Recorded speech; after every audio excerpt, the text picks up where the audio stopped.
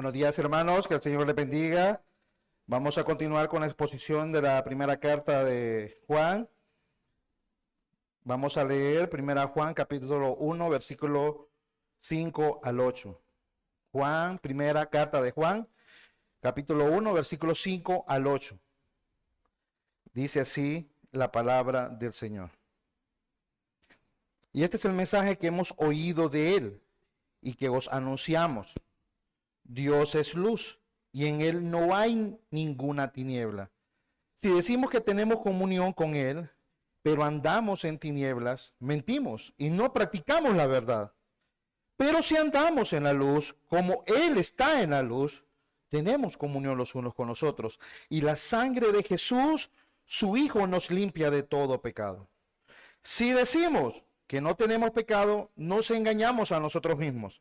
Y la verdad no está en nosotros. Oremos. Señor, te damos las gracias por este pasaje, Señor. Te pedimos que tu Espíritu Santo obre en medio de tu pueblo en esta mañana, edificándolo y salvando a los que aún no te conocen, Señor.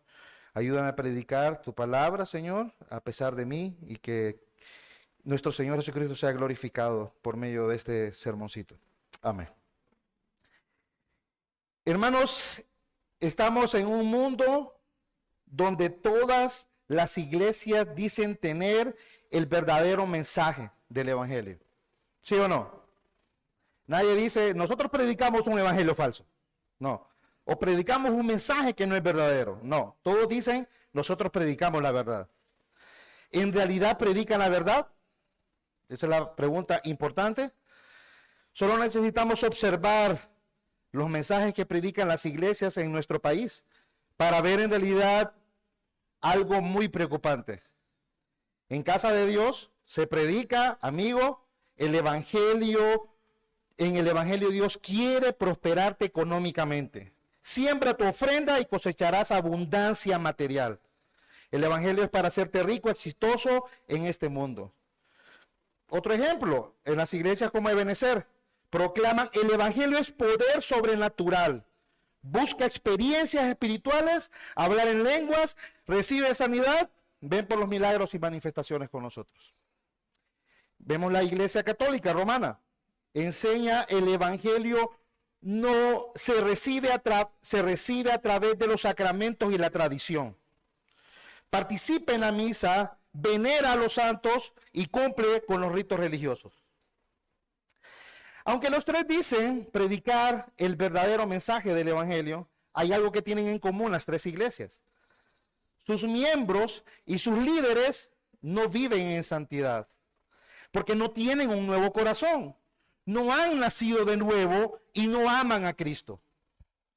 Hermanos, el problema es que el mensaje que predican no está cimentado en Dios. Ese es el problema de donde radica todo la falsedad de ellos, sino que está centrado en el hombre, en las experiencias y en la tradición. Por eso no hay cambios bíblicos en sus corazones ni en sus propias vidas. La realidad es que la vida de sus maestros y miembros revela lo que predican no es el mensaje verdadero.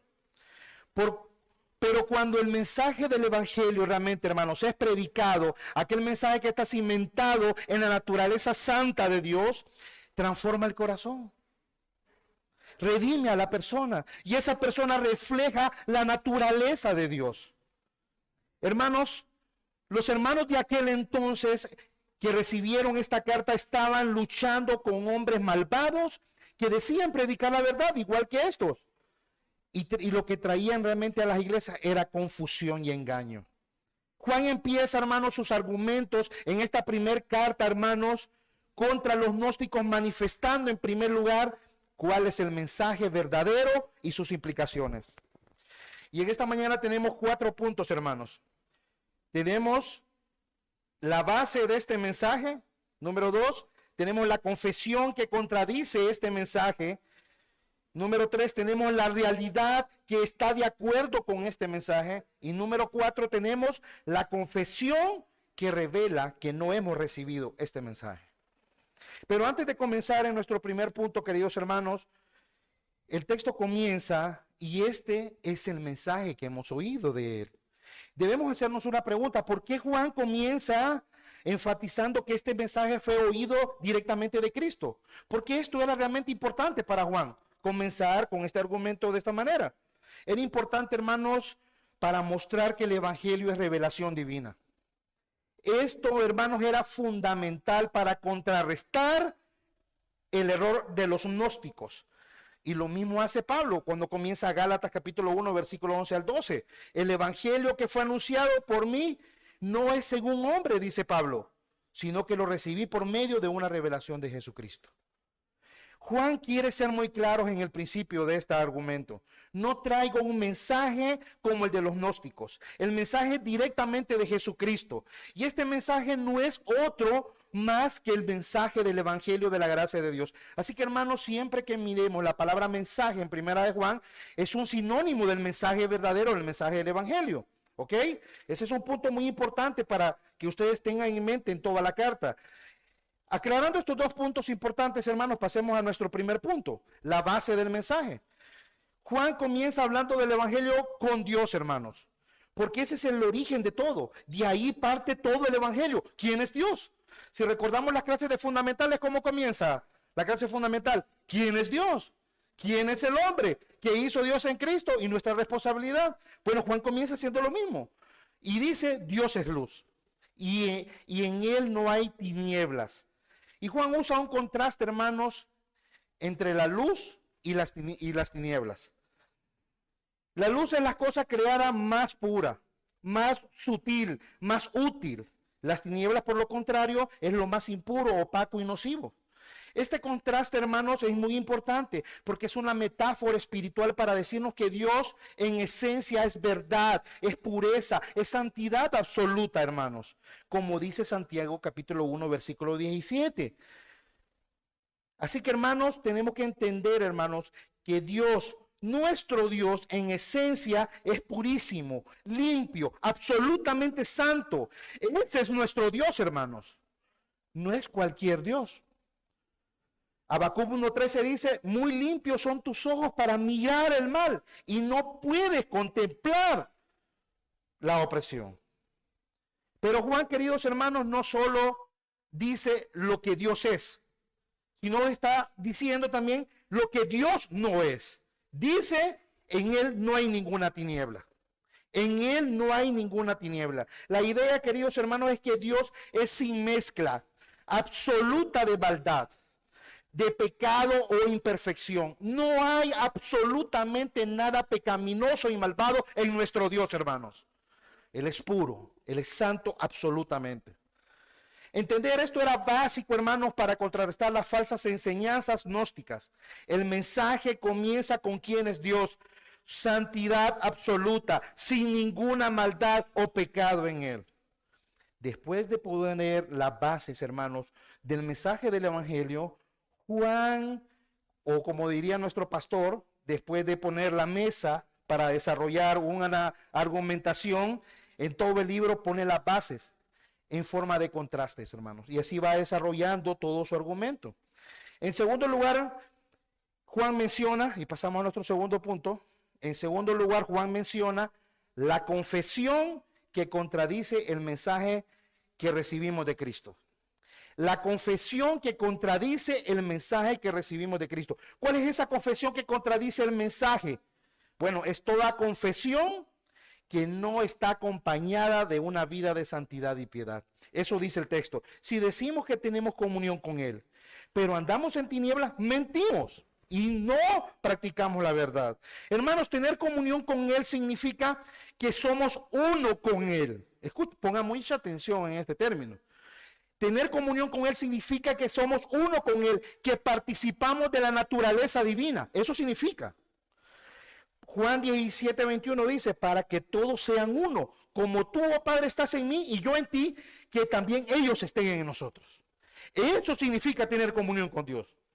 La idea de Juan es que si confesamos que somos uno con Dios, pero vivimos como estilo de vida en pecado, estamos mintiendo y la verdad no está en nosotros. No somos cristianos. ¿Por qué? Porque esto es contrario a quién es Dios y su naturaleza.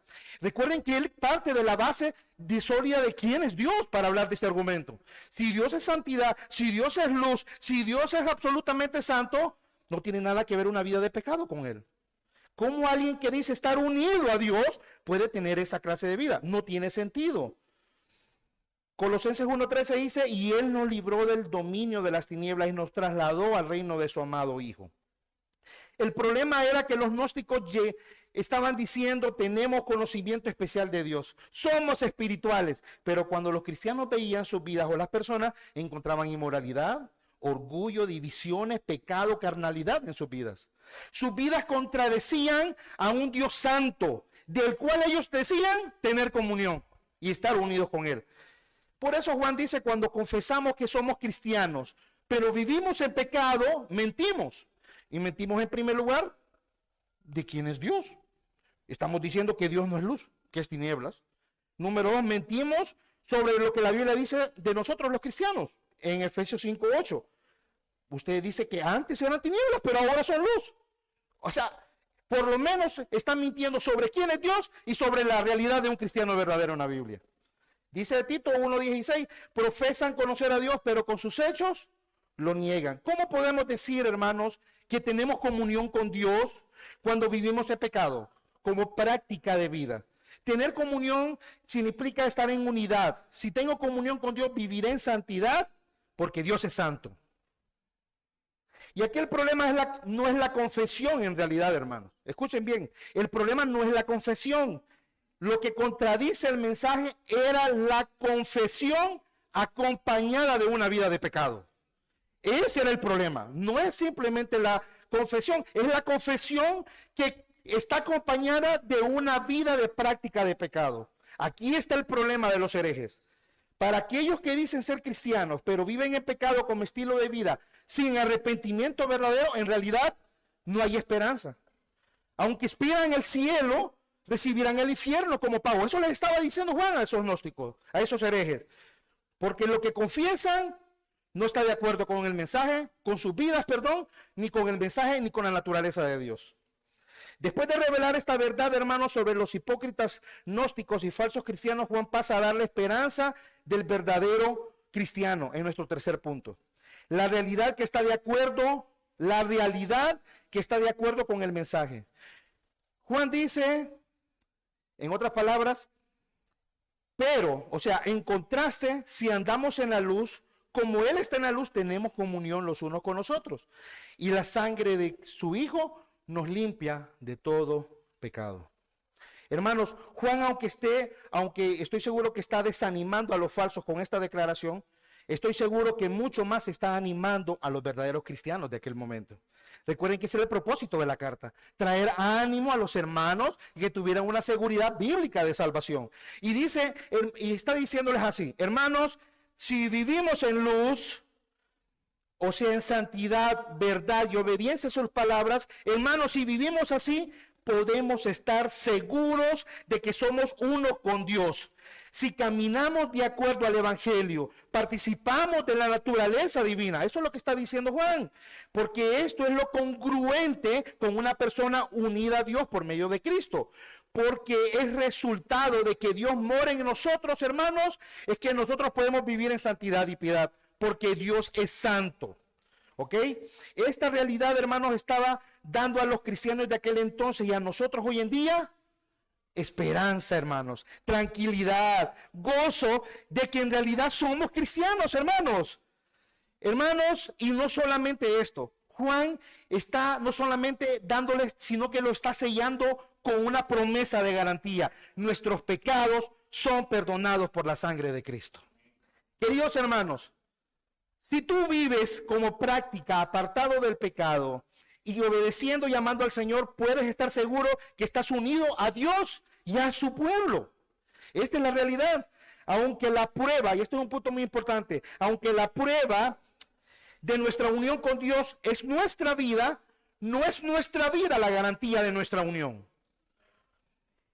sino la obra de Jesucristo. Es la obra que nos limpia de todo pecado. Nuestra obediencia solo nos recuerda que lo que decimos es una realidad en nuestras vidas, únicamente. Qué bendición, hermanos. Y nos gozamos de recordar cómo el evangelio ha cambiado nuestras vidas. Amén, hermanos. Y que a pesar de que no somos perfectos y sin pecado, cada uno de nuestros pecados son perdonados en Cristo Jesús. Y tenemos confianza en su obra en nosotros. Ahora Juan, hermanos, después de hablar de estos 3 puntos, pasa al último punto. La confesión que revela que hemos recibido este mensaje. La confesión que revela que no hemos recibido el mensaje. Dice el texto, versículo 8. Si decimos que no tenemos pecado, nos engañamos a nosotros mismos y la verdad no está en nosotros. Hermanos, todos los seres humanos hemos pecado y por nuestro pecado estamos destituidos de la gloria de Dios. Por lo tanto, todo hombre y mujer necesita un Salvador como Jesucristo. Y esta es la confesión de los gnósticos. Y esta es otra confesión que tenían los gnósticos. Estos negaban que tuvieran pecado alguno o que necesitaran un Salvador. Incluso negaron que Cristo sufriera. Según ellos, el ser divino de Cristo que habitaba en Cristo lo dejó cuando fue tomado por los judíos, cuando iba para la cruz. Así que los gnósticos pensaban, no tenemos culpa ni pecado y por lo tanto no necesitamos la sangre de Cristo para ninguna expiación de ellos. Esta es la confesión más terrible de estos hombres. Y digo terrible porque esto manifiesta lo que Juan venía diciendo, que no conocían a Dios ni habían recibido el evangelio verdadero. Hermanos, esto es terrible. Y este terrible engaño los dejaba a ellos bajo la culpa, bajo la ira de Dios y la contaminación de su propio pecado, expuestos al infierno y completamente alejados de Dios y al verdadero mensaje del evangelio. ¿Quién piensa, hermanos, que no tiene pecado? Y eso es una buena pregunta. ¿Quién piensa que no tiene pecado no es cristiano? Porque lo segundo que nos enseña el evangelio, después de enseñarnos quién es Dios, es quiénes somos nosotros. Y eso es lo que estaba tratando de enseñarle Juan a los gnósticos. Ustedes no son así, nosotros somos pecadores. Y si tú dices que no eres pecador, te estás engañado. Si alguien no entiende esto, está engañándose pensando que es cristiano cuando no lo es. Y es un caso verdadero. Hay muchas personas que después de 30 años nos reunimos con pastores a hablar con ellos y dicen, no tenemos pecado. Engañados por 30 años en una iglesia. Eso revela que no son cristianos. Y dice la palabra del Señor, no lo dice Antorcha o lo dice Yair. Como conclusión, hermanos, hemos visto en esta mañana 4 puntos. La base de este mensaje, Dios es luz. La confesión que contradice este mensaje, decimos y no hacemos. La hipocresía más grande. La realidad que está de acuerdo con este mensaje, nuestras propias vidas certifican lo que Dios ha hecho en nosotros. La confesión que no hemos recibido este mensaje, que no tenemos pecado. El peor engaño. Aplicaciones, hermanos, en esta mañana. Número 1, adoremos a Dios por habernos hecho partícipes de su naturaleza divina. Número 1, adoremos a Dios por habernos hecho participantes de su naturaleza divina. Hermanos, si realmente hemos recibido el evangelio verdadero, debemos maravillarnos de esta realidad gloriosa. Dios es luz pura, santidad pura y nos ha hecho participantes de su naturaleza. ¿Existe algo más glorioso, hermanos? No, realmente que no, hermanos. 2, examínate. Si tu confesión no concuerda con tu vida, estás en peligro mortal. Hermano y hermana, si dices ser cristiano, pero tu vida contradice la santidad de Dios, no estás jugando solo con conceptos teológicos, estás jugando con el alma eterna, con tu alma que es eterna. Despierta antes que sea demasiado tarde. Si tu vida es contraria a lo que profesas, no eres cristiano. Necesitas ir a Cristo urgentemente. Número 3, ten esperanza, hermano, y confianza. Los frutos de santidad confirman nuestra unión con Dios por medio de Cristo. Debemos examinar nuestras vidas, hermanos. Y si vemos evidencias genuinas que luchamos contra el pecado, que amamos la santidad, que obedecemos a Cristo, ten esperanza, hermano, en la antorcha. Gózate en Cristo. ¿Por qué? Porque aunque nuestra vida no es el sello de garantía, sí nos da a nosotros la seguridad que sí ha habido una garantía de salvación en nosotros por Cristo Jesús. Y número 4, última aplicación. Si piensas que no tienes pecado, estás engañado y debes venir a Cristo. Si en tu corazón piensas, yo no soy tan malo, yo no necesito tanto perdón, yo soy básicamente bueno, esta confesión demuestra que estás completamente engañado. Reconoce tu condición, querido amigo, ven a Jesucristo en arrepentimiento y fe, y solo así podrás participar de la naturaleza divina y vivir en santidad y en el amor verdadero de Dios. Amén.